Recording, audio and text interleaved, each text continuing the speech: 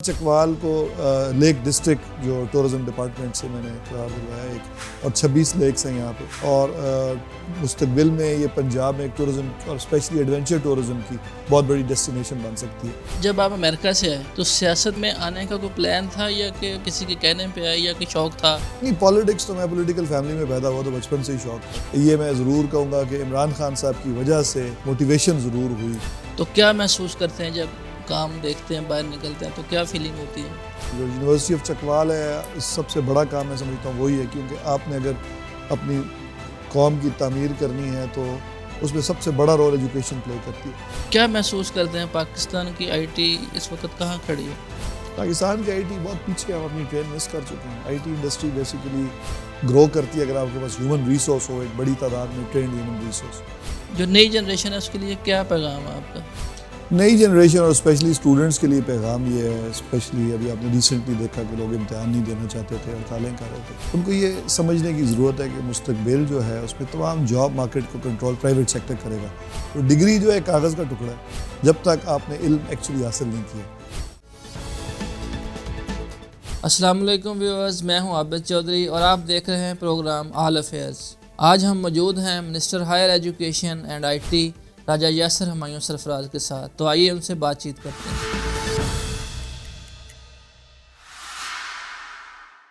السلام علیکم سر۔ السلام علیکم جی، کیسے ہیں سر آپ؟ ٹھیک ہیں؟ اللہ کا شکر، تھینک یو۔ سر تقریباً 3 سال ہونے کو ہیں آپ کی حکومت کو، تو آپ کیا سمجھتے ہیں کتنا کام ہو گیا تقریباً اور کتنا ابھی آپ کرنا چاہتے ہیں؟ کیا ارادے ہیں آگے آپ کے؟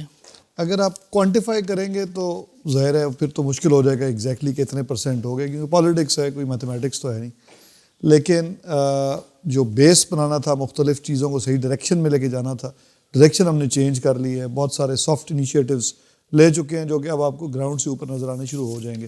تقریباً 2.5 سال ابھی ہوئے ہیں، 3 سال تو خیر نہیں ہوئے، تقریباً، لیکن اس عرصہ میں آپ کی بہت سارے جو گراؤنڈ ورک تھا جس کی ضرورت ہوتی ہے آپ کو کوئی بھی عمارت کھڑی کرنے کے لیے، وہ کمپلیٹ ہو چکا ہے۔ سیاست آپ نے چکوال سے سٹارٹ کی، جو کیریئر ہے آپ کا، لیکن بیسک تو آپ نے امریکہ سے سٹارٹ کی، تو پاکستان کو ہی کیوں آپ نے ترجیح دی؟ آبویسلی میں پاکستان کا رہنے والا ہوں، امریکہ کا تو نہیں رہنے والا تھا۔ جو آپ نے اپنا ملک ہوتا ہے بندہ وہیں سے آ کے اس کے لیے کچھ کرتا ہے۔ سیاست میں آنے سے پہلے چکوال کے لیے کیا کیا اور سیاست میں آنے کے بعد چکوال کے لیے کیا کام کیا؟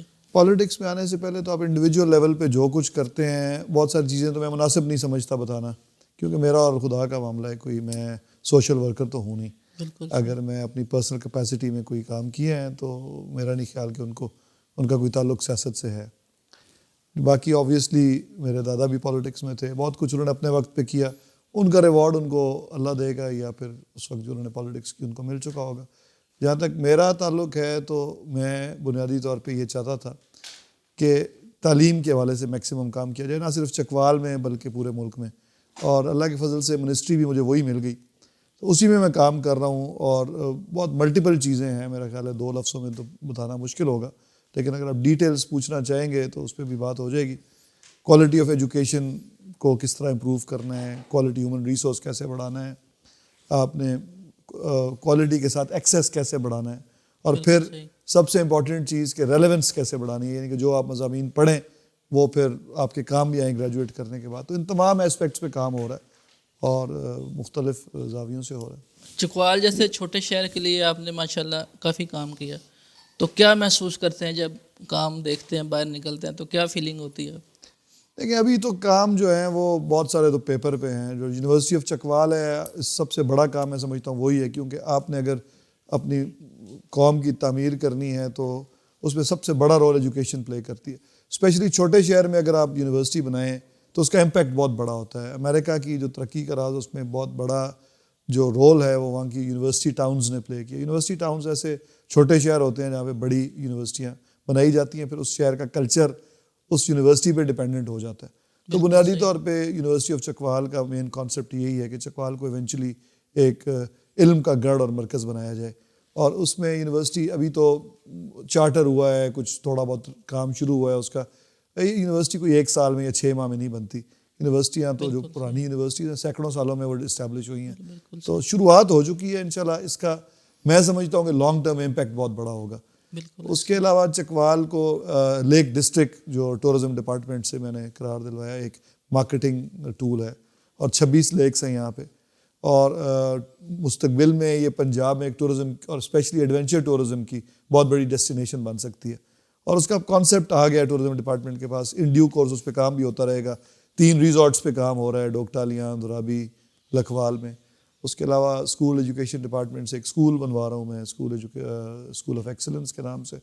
اور چھوٹے موٹے تو آبویسلی جو روزمرہ کے کام ہیں وہ تو ہوتے ہی رہتے ہیں, لیکن میرا خیال ہے وہ اتنا ان کا امپیکٹ نہیں ہوتا. آپ گلیاں, سڑکیں, نالیاں بنوا دیتے ہیں تو وہ ٹوٹ جاتی ہیں. بالکل لانگ ٹرم امپیکٹ ان چیزوں کا ہوتا ہے جن سے آپ کی اوور آل پھر ایک شکل چینج ہو جاتی ہے.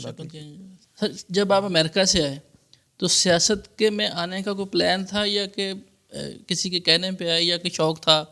نہیں, پالیٹکس تو میں پولیٹیکل فیملی میں پیدا ہوا تو بچپن سے ہی شوق تھا پالیٹکس میں آنے کا, لیکن مختلف ٹائمز پہ کبھی وہ انٹرسٹ بڑھ جاتا تھا, کبھی کم ہو جاتا تھا. لیکن یہ میں ضرور کہوں گا کہ عمران خان صاحب کی وجہ سے ایک موٹیویشن ضرور ہوئی اور پھر ان کے کہنے پہ آبویسلی آ بھی گیا. آپ کی فیملی کے کافی اور لوگ بھی سیاست میں ہیں تو وہ دوسری پارٹیوں میں ہیں, تو آپ نے پی ٹی آئی ہی کیوں جوائن کی؟ دیکھیے, دوسری پارٹیز کو ایک سے زیادہ مواقع مل چکے ہیں اور ان میں ٹاپ لیڈرشپ کا فقدان ہے. اسپیشلی نون لیگ میں تو خیر کبھی ٹاپ لیڈرشپ تھی کوئی نہیں, ایک آرٹیفیشل قسم کی 2 نمبر پارٹی ہے. جو پیپلز پارٹی ہے وہ ایک حقیقی پارٹی ضرور تھی, لیکن محترمہ کی ڈیتھ کے بعد میرا خیال ہے اس میں لیڈرشپ کا فقدان ہے. اور عمران خان کی صورت میں آپ کو ایک ایسا لیڈر ملا ہے جس کی میں ایٹ لیسٹ ایک کیپیسٹی ہے کہ یہ امید کی جا سکتی ہے کہ وہ کچھ کریں گے ضرور. کیا حلقے کے لوگوں کے مسائل سنتے ہیں, ان کو حل کرتے ہیں؟ کس طرح کے مسائل ہیں لوگوں کے؟ لیکن لوگوں کا گاؤں کی کنسٹیٹوئنسی ہے, بنیادی مسئلہ تو تھانے کے ساتھ ہوتا ہے یا پھر پٹواری کے ساتھ ہوتا ہے, اور پھر چھوٹے موٹے ٹرانسفرز کے اور اس طرح کے مسائل ہوتے ہیں. میرے کزن ہے راجہ عثمان ہارون, کیونکہ میں تو ویک ڈیز میں یہاں پہ ہوتا نہیں ہوں, وزارت کی وجہ سے لاہور میں ہوتا ہوں, تو وہ عام طور پہ ان کے ڈے ٹو ڈے جو مسائل ہیں وہ حل کر دیتے ہیں. لیکن ضرورت اس امر کی ہے کہ یہ مسائل خود بخود حل ہوں, کہ فرسٹ ورلڈ کے کسی بھی ملک میں ان مسائل کے لیے کوئی کسی ایم پی اے کے پاس نہیں جاتا. تو ہم نے جو پی ٹی آئی جو ایک منشور لے کے آئی تھی وہ تو یہ تھا کہ جو عوام کے مسائل ہیں وہ حل کروانے کے لیے ان کو کسی M P A M N A کے ڈیرے پہ نہ جانا پڑے, بلکہ ادارے اتنے مضبوط ہوں کہ کام خود کریں. تو اگر ہم وہ نہ کر سکے تو سمجھیں کہ ہم کامیاب نہیں ہیں. تو 5 سال 2.5 سال واقعی گزر چکے ہیں. میرا خیال ہے جو بھی گراؤنڈ ورک ہم کر چکے ہیں اس کا نتیجہ اگر ہمیں 1.5-2 سالوں میں نہ ملا مزید, تو پھر ہم سمجھیں گے کہ جو ہم منشور لے کے آئے تھے وہ پورا نہیں ہو سکا. جب سے آپ پی ٹی آئی آپ نے جوائن کیا, کبھی لگا کہ یہ کام مجھے کرنا چاہیے تھا, ابھی نہیں ہوا؟